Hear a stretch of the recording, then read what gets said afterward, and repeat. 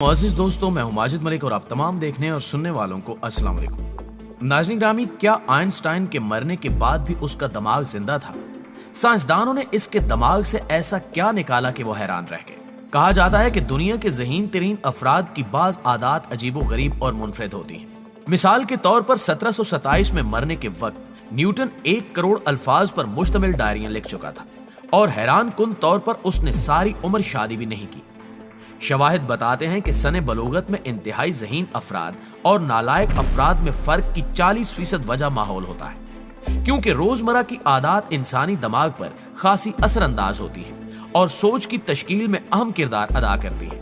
और अगर जहानत की बात की जाए तो अल्बर्ट आइंस्टाइन की जहानत की सारी दुनिया मोतरफ है, यहाँ तक कि इसकी जहानत से मुतासिर होकर साइंसदानों ने इसका दिमाग और आंखें भी निकाल ली ताकि इन पर रिसर्च की जा सके। आज की इस वीडियो में हम यही जानेंगे कि इस साइंसदान की आंखें और दिमाग कहाँ हैं और इसकी वो कौन सी अजीबो गरीब आदत थी जिन्हें आज मजाक समझा जाता है। दोस्तों, सबसे पहले आपको बताते चलें कि अपनी मौत से पहले आइंस्टाइन की वाज़ेह हिदायत थी कि उसके दिमाग और जिस्म को रिसर्च के लिए इस्तेमाल ना किया जाए।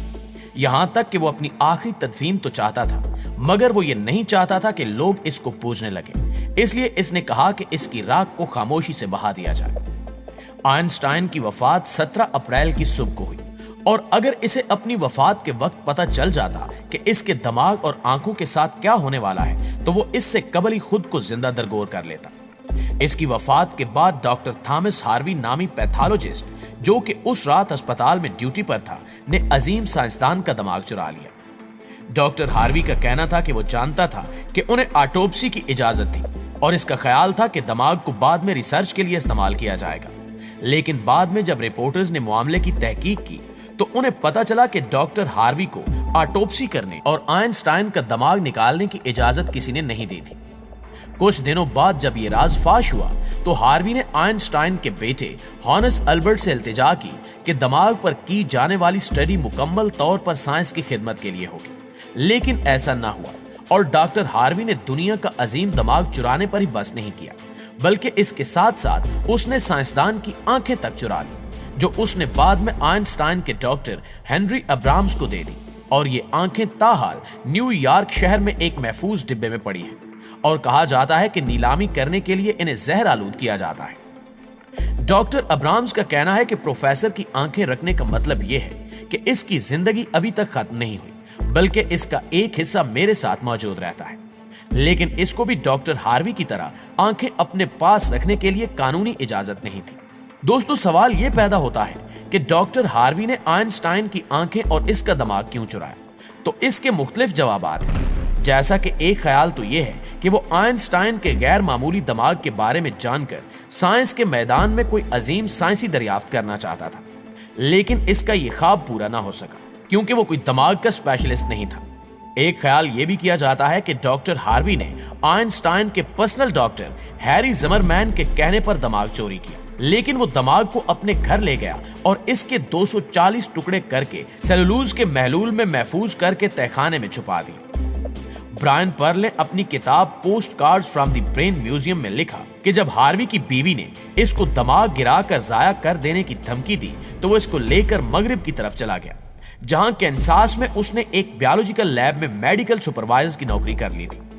उसने दिमाग को वहां बियर कूलर के नीचे एक डिब्बे में छुपा कर रख दिया और फिर वहां से वो मैसूरी चला गया और अपने फारिग वक्त में दिमाग की स्टडी करता रहा।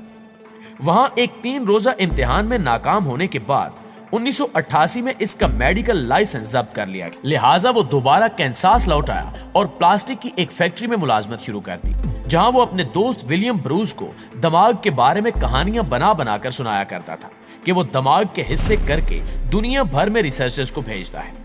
इस तरह ब्रूस ने लोगों के सामने शेखी बिखारना शुरू कर दी कि वो जब चाहे आइंस्टाइन के दिमाग का टुकड़ा हासिल कर सकता है। 1988 में अमेरिकी सहाफी स्टीवन लेवी ने आइंस्टाइन का दिमाग दोबारा ढूंढ निकाला। उसने कैंसास में पैथोलॉजिस्ट का पीछा किया और एक आर्टिकल में लिखा कि उसने आइंस्टाइन का दिमाग ढूंढ लिया है। उसने डॉक्टर हार्वी से कहा कि वो आइंस्टाइन के दिमाग के बारे में एक कहानी लिखना चाहता है, जिस पर डॉक्टर ने पहले तो उसकी मदद करने से इनकार कर दिया, लेकिन बाद में उसने बड़े फख्र से बताया कि वो दिमाग पर एक अजीम स्टडी कर रहा है। लेकिन ये एक झूठ था क्योंकि 25 साल बाद भी ऐसी कोई चीज मंजर आम पर नहीं आई थी। जब सहाफी ने हार्वी को दमाग की कुछ तस्वीरें दिखाने को कहा तो उसने कमरे के कोने में मौजूद बियर कूलर के नीचे रखे लकड़ी के डिब्बे को निकाला जिसमें दुनिया का ज़हीन तरीन दमाग था। 2005 में आइंस्टाइन की 50वीं बरसी के मौके पर 92 साला हार्वी ने एक इंटरव्यू के दौरान दमाग के बारे में तफसील बताई और फिर हार्वी 5 अप्रैल 2007 को यूनिवर्सिटी मेडिकल सेंटर प्रिस्टन में वफात पा गया। 2010 में हार्वी के वर्सा ने उसकी तमाम चीजें, जिनमें आइंस्टाइन का दमाग भी शामिल था, वाशिंगटन के नजदीक मैरीलैंड में national museum of health and medicine को दे दिया, जिसमें मुकम्मल दमाग की ली गई 14 तस्वीरें भी थी। जबकि इस वक्त दुनिया में सिर्फ 2 जगह मौजूद हैं जहां आइंस्टाइन के दमाग के टुकड़े देखे जा सकते हैं, जिनमें से एक मेटर म्यूजियम है जहां गैलरी में शीशे की स्लाइड्स में दमाग के टुकड़ों को रखा गया है।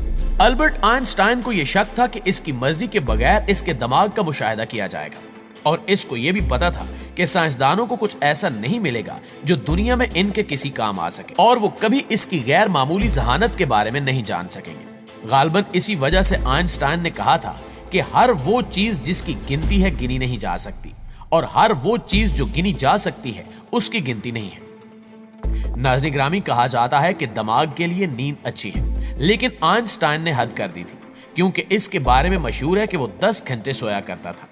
यहां तक कि आइंस्टाइन के जहन में मुबैना तौर पर उस वक्त नजरिया इजाफियत का ख्याल आया जब वो गनूदगी के आलम में था और ख्वाब देख रहा था कि गायें बिजली से हलाक की जा रही हैं।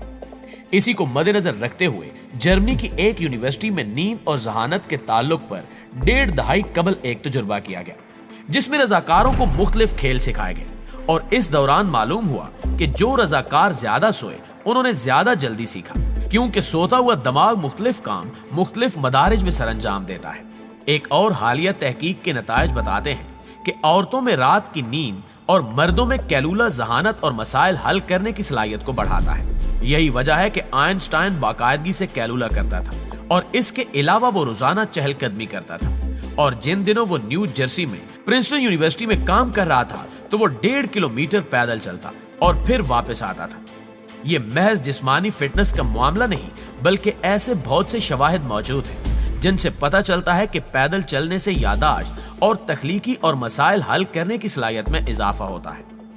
अगर कोई अजीबो गरीब हरकत कर रहा हो तो ये भी कहा जाता है कि जाने इसने क्या खाया है। सवाल यह है कि आइंस्टाइन क्या शौक से खाता था।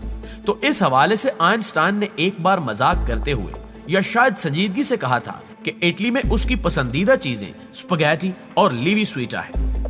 इंसानी दिमाग को तवानाई की बहुत जरूरत है। दोस्तों, ये हकीकत है कि इंसानी जिस्म की 20% तवानाई दिमाग खा जाता है, हालांकि इसका वजन पूरे जिस्म का सिर्फ 2% होता है। और दिलचस्प अमर यह है कि जिस्म और दिमाग के तनासुब के लिहाज से आइंस्टाइन का दिमाग औसत इंसानी दिमाग से छोटा था। जैसा कि आप जानते हैं कि तंबाकू नोशी बहुत नुकसानदेह है और इसकी आदत जानलेवा अमराज का बायस बन सकती है, लेकिन आइंस्टाइन पाइप के जरिए तंबाकू नोशी करता था। लिहाजा सवाल यह है कि क्या इसका भी जहानत से कोई ताल्लुक है। तो इस हवाले से अमेरिका में होने वाली एक तहकीक के मुताबिक उम्र, तालीम और नस्ल के फर्क से मावरा ये पाया गया कि ज्यादा ज़हीन अफराद ज्यादा सिगरेट पीते हैं, लेकिन बरतानिया में इसके उलट है, यानी वहां तंबाकू नोशी करने वाले औसत से कम दर्जा जहानत के हामिल हैं।